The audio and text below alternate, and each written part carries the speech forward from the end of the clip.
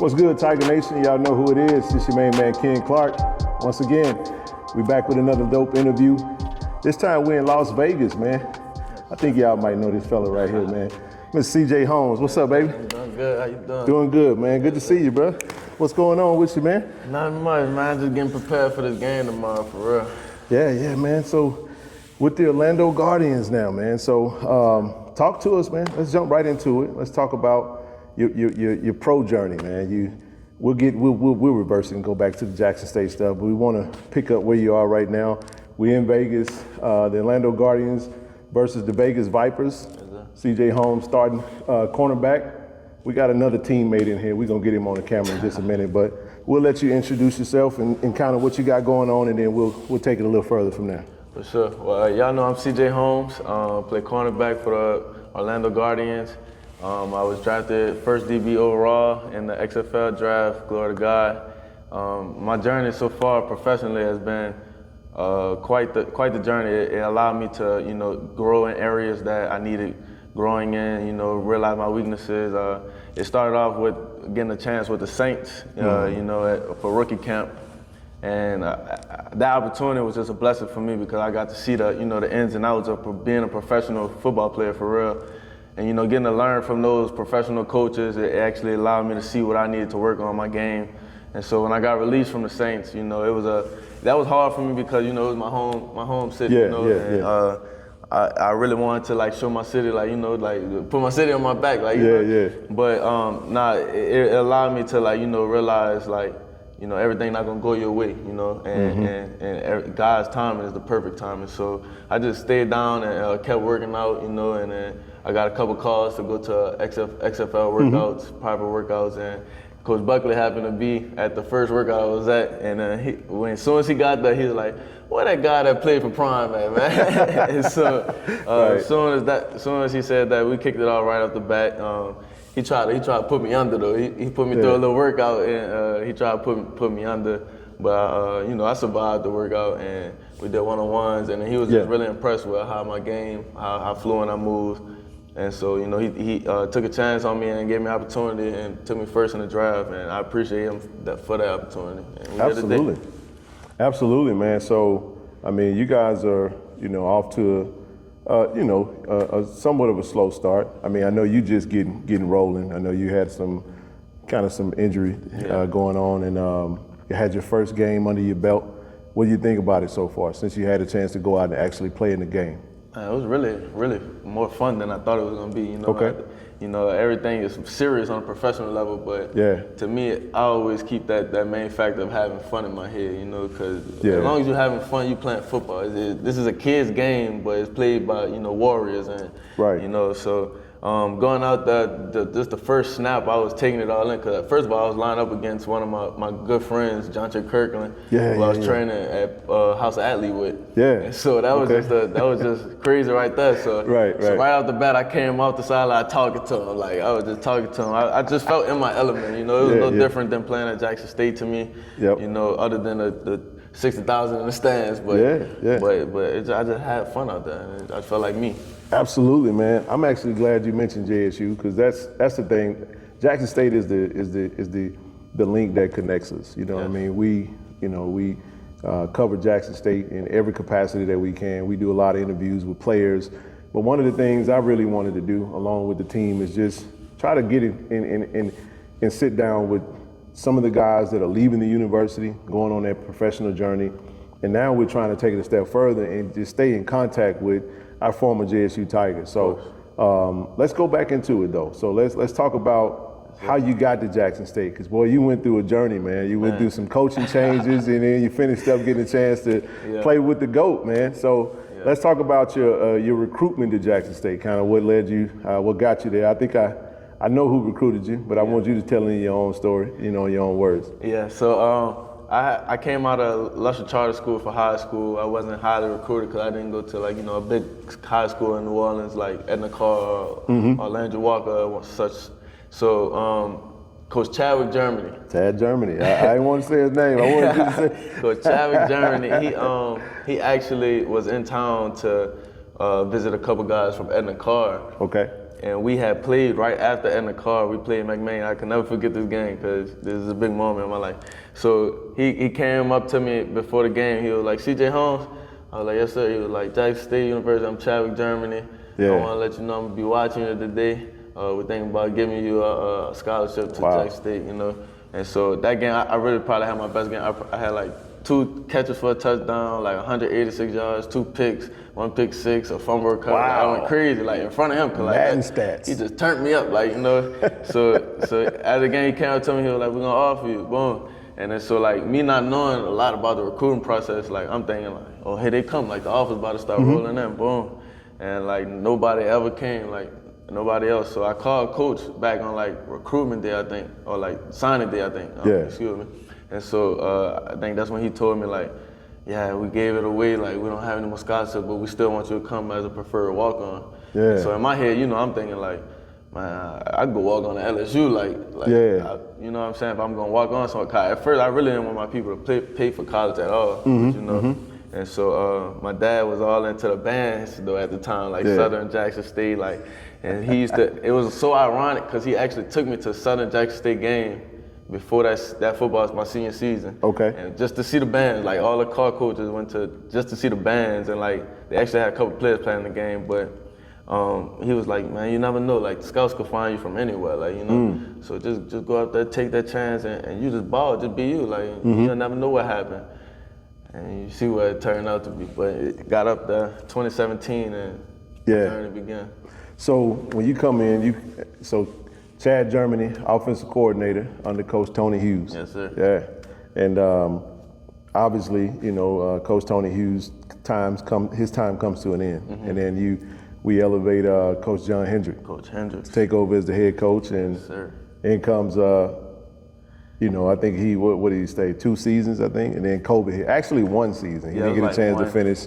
Yeah. His second season would have been 2020, but obviously COVID-19 took place, and he didn't get a chance to finish that. And then word started circulating that a certain particular coach supposed to be taking over at Jackson State, and we found out that Deion Sanders is going to be the new head coach, man. What was your first reaction to that news, given kind of what you went through in your career thus far? I thought it was a lie. We're just being honest. I thought it was a lie, man, until when y'all know Colin Richard. No doubt. Colin Richard called me on FaceTime. Shout out to Richie, man. Yeah, Colin Richard called me on FaceTime, man. He was like, man, it's real. Coach Prime coming. And then I was like, man, because, you know, Colin and Coach Prime are actually kind of close. So Yeah. So I was just like, man, that's confirmation right there. And so the first time I met him was in Jackson, Mississippi, actually, and he was working out. Shador was working out with some of the receivers. Yep. And man, believe it or not, Coach Prime pulled up like the president, man. I'm talking about like 3 back-to-back black trucks, like just pulled up out of nowhere. Right. Him and Nugget get out, you know what I'm saying? We just start doing drills and stuff like that. Yeah. But like, it was just crazy, like, you know, just him coming and everything. That's a blessing. Like that's really like that's the real definition of to stay down till your time come, because like God really brought the NFL to us, like, you know what I'm saying? Correct. And so not just saying that we use Coach Prime for the NFL, but like it's just like God do everything for a reason. Like when your season come, your season really come. You know what I'm saying? So I just appreciate Coach for everything. Yeah, man.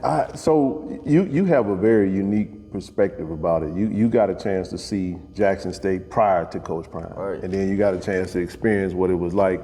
Talk to us a little bit about what that change took place, because we saw it from the outside looking in, but we always like to get the perspective of the players who's in there. Yeah. And not just because then when you talk to some players that all they know is a Jackson State with Coach Prime there, they don't know the prior. So in your own words, kind of speak to a little bit of what you saw change. And I mean, it can be good or bad. We want to, because change is what it is, right. You know. So speak to that. So before, I think it was kind of just, you know, we was a team, but it was like a little bit all over the place. Nobody really knew like how to bring everybody all in. Like, you know what I'm saying? Coach Hendrick was a wonderful coach. Like, don't ever get me wrong. Like, but I don't think he just necessarily put us all in to like gather to like fight for that one goal. You know what I'm saying? When Coach Prime came, it was like the attention to detail got like it changed dramatically. Like, you know what I'm saying? Like everything. Like I'm talking about to being the meetings on time, wearing the right gear, like being where you need to be, like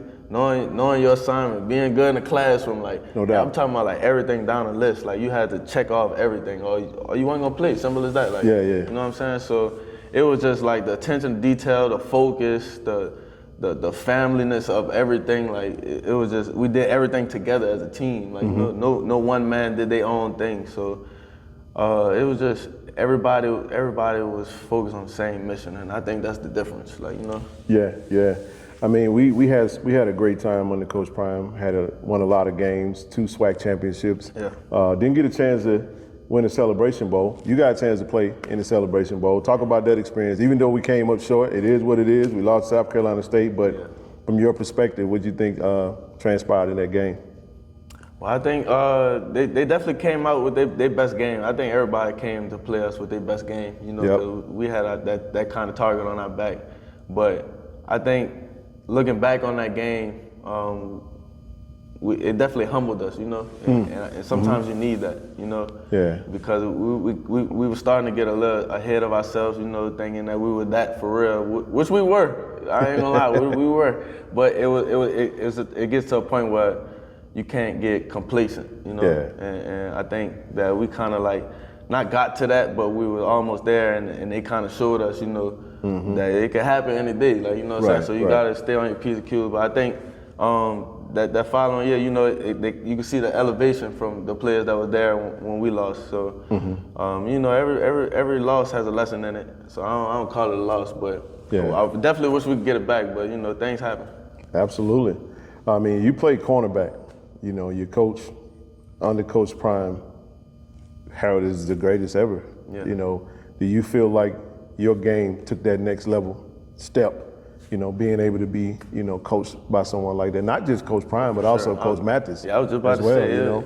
Just being around the wisdom of Coach Prime, Coach Mathis, Coach Dennis Thurman.